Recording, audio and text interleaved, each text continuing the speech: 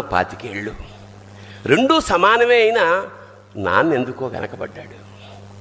ఇంట్లో జీతం తీసుకోకుండా అమ్మ, తన జీతం అంతా ఇంటికే ఖర్చు పెడుతూ నాన్న, ఇద్దరి శ్రమ సమానమే అయినా అమ్మ కంటే నాన్నెందుకో వెనకబడ్డాడు.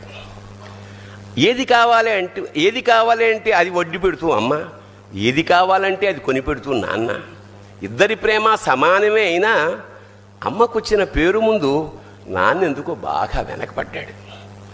ఫోన్లోనూ అమ్మ పేరే, దెబ్బ తగిలినప్పుడు అమ్మ అని పిలవడే, అవసరం వచ్చినప్పుడు తప్ప మిగతా అప్పుడు గుర్తురానందుకు నాన్న ఎప్పుడైనా బాధపడ్డా ఏమో. ఇద్దరూ సమానమే అయినా పిల్లల ప్రేమను పొందడంలో తరతరాలుగా నాన్నెందుకో వెనకబడ్డాడు. అమ్మకి మాకు బీరువా నిండా రంగురంగుల చీరలు బట్టలు, నాన్న బట్టలకు దండెం కూడా నిండదు.